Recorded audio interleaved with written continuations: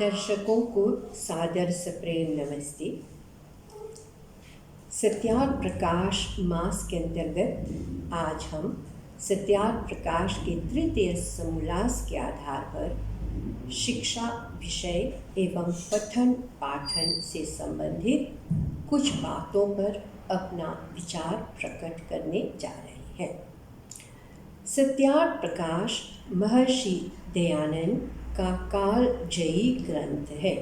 महर्षि जी ने सत्यार्थ प्रकाश सहित अपने समस्त ग्रंथों एवं प्रवचनों में शिक्षा को बहुत महत्व दिया है।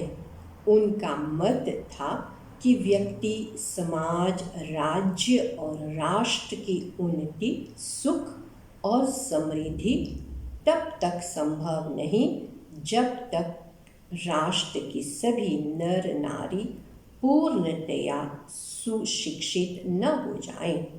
यही कारण है कि महर्षि जी ने सबसे बड़ा आभूषण चांदी, सोना, हीरे, जवाहरात आदि को न मानकर शिक्षा को ही सर्वश्रेष्ठ आभूषण माना है। सत्यार्थ प्रकाश के तृतीय समोल्लास के प्रारंभ में सबसे पहले एक प्रकार से अपनी नीति की प्रस्तावना में वे शिक्षा की आवश्यकता और महत्व अर्थात मानव मात्र की सर्वश्रेष्ठ संपत्ति को उजागर करते हुए दिखते हैं। सोना, चांदी, माणिक, मोती, मूंगा आदि रत्नों से युक्त आभूषणों के धारण करने से केवल देहाभिमान, विषयासक्ति और चोर आदि का भय तथा मृत्यु भी संभव है। संसार में देखने को आता है कि आभूषणों के योग से बालक बालिकाओं की मृत्यु दुष्टों के हाथ से होती है।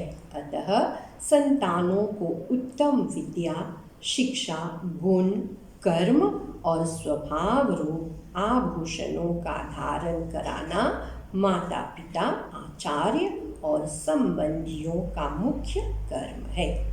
सत्यार्थ प्रकाश के तीसरे समोल्लास में ऋषि जी लिखते हैं कि विद्या यही है एक अक्षय कोश है, जिसको जितना व्यय करो उतना ही बढ़ता जाता है।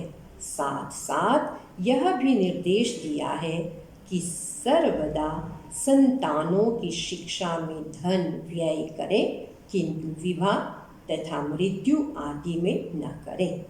बिना शिक्षा के व्यक्तित्व का स्वस्थ विकास नहीं हो सकता और जिस सामाजिक परिवेश में हम रहते हैं उससे ठीक ठीक प्रकार से सामंजस्य स्थापित नहीं किया जा सकता। इसीलिए प्रत्येक माता पिता का यह धर्म है कि पुत्र पुत्रियों को शिक्षित अवश्य करें, करावें।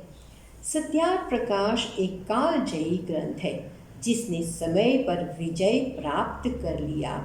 यह एक अमर ग्रंथ है। स्वामी जी ने वैदिक वाङ्मय छान कर हमारे सामने रख दिया है। शिक्षा संबंधी कुछ बिंदुओं पर प्रकाश डालना चाहेंगे। सत्यार्थ प्रकाश के तृतीय समोल्लास में स्वामी जी की दूरदर्शिता पर गंभीर चिंतन करने को मिलता है कि शिक्षा सबके लिए है। वेदों में सबके लिए शिक्षा आवश्यक बताई गई है। यह सच है कि विशेष अध्ययन करके विद्वान तो कुछ ही लोग बनेंगे, पर धार्मिक तो सब लोगों को बनना चाहिए।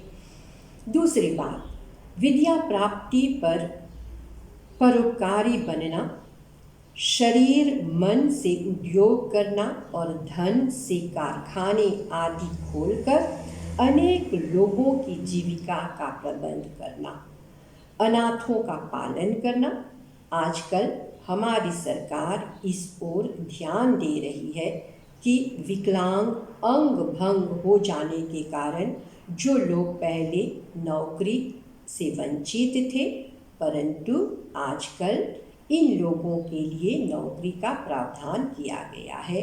जिससे ये लोग जितना काम कर सकते हैं उतना अवश्य करें, आलसी निकम्मे न बने और अपने संबंधियों की रक्षा कर सकें। तृतीय समोल्लास के पृष्ठ 36 पर स्वामी जी के शब्दों में, आचार्य अपने शिष्य को उपदेश करें और विशेषकर राजा, इतर क्षत्रिय, वैश्य और उत्तम शूद्र जनों को भी विद्या का अभ्यास अवश्य करावे, क्योंकि जो ब्राह्मण है वे ही केवल विद्या अभ्यास करें और क्षत्रिय आदि न करें तो विद्या, धर्म, राज्य और धन आदि की वृद्धि कभी नहीं हो सकती। तीसरी बात, महर्षि जी की दूरदर्शिता उस जमाने में आज से लगभग 180 वर्ष पहले की बात। उन्होंने सत्यार्थ प्रकाश के तृतीय समोल्लास के पृष्ठ 37 पर स्पष्ट लिखा है कि राज नियम और जाति नियम होना चाहिए कि 5वें अथवा 8वें वर्ष से आगे अपने लड़के और लड़कियों को घर पर न रखें, पाठशाला में अवश्य भेज देवें, जो न भेजे दंडनीय हो। आज भी हमारे देश में अगर कोई 5 वर्ष के बालक बालिका को पाठशाला नहीं भेजता है तो वह परिवार दंड का अधिकारी बनता है और सजा भुगतता है, उसे जेल भी आनी पड़ती है। चौथी बात, चाहे राजकुमार व राजकुमारी हो, चाहे दरिद्र की संतान हो, सबको तुल्य वस्त्र आसन दिए जाएं। आज विश्व के लगभग सभी देशों में छात्र छात्राएं स्कूली पोशाक पहनते हैं और एक ही प्रकार की मेज कुर्सियों का प्रयोग करते हैं। पांचवी बात, सत्यार्थ प्रकाश के तृतीय समोल्लास के पृष्ठ 28 पर महर्षि जी ने प्राणायाम पर विशेष बल दिया है, अत्यधिक बल दिया है, क्योंकि मन और इंद्रियों पर नियंत्रण करने के लिए प्राणायाम के अतिरिक्त और कोई साधन नहीं है। नियमित प्राणायाम करने से मन और इंद्रियों के दोष निर्मल हो जाते हैं। आधुनिक शिक्षण प्रणाली गंभीरतापूर्वक इस विषय पर विचार कर रही है। सभी पाठशालाओं एवं शिक्षण संस्थानों में physical education, breathing, breath out pranayama का ही अंग है, प्राणायाम का ही रूप है। छठी बात, महर्षि दयानंद ने सत्यार्थ प्रकाश के तृतीय समोल्लास में लिखा है, विद्या पढ़ने का स्थान एकांत देश में होना चाहिए। पाठशालाओं से 1 योजन अर्थात 4 कोस दूर ग्राम व नगर रहे। इसमें महर्षि दयानंद का आशय था कि शहरों और ग्रामों में अनेक प्रकार के आकर्षण होते हैं। उनके सुख भोग किशोर आयु के बालक बालिकाओं को अपनी ओर आकर्षित कर उन्हें विद्या अभ्यास से विमुक्त कर सकते हैं। वेद में शिक्षा केंद्रों के लिए सुंदर और रमणीक प्रकृति की गोद में स्थापना के निर्देश है। प्रदूषण से रहित भौतिक पर्यावरण में रहकर शिष्य का प्रकृति के साथ सीधा संपर्क हो जाता है। 7वीं बात, महर्षि जी ने लिखा है तृतीय समोल्लास के पृष्ठ 33 पर, चोरी, जारी, आलस्य, प्रमाद, मादक द्रव्य, मिथ्या भाषण, हिंसा, क्रूरता, ईर्ष्या, द्वेष, मोह आदि दोषों के छोड़ने और सत्याचार कर के ग्रहण करने की संतानों को शिक्षा करें। महर्षि जी के अनुसार शिक्षा का अर्थ केवल किताब रटना नहीं, बल्कि शिक्षा गुण, कर्म और स्वभाव रूप आभूषणों का धारण कराना है। शुभ गुण अर्जित करना है।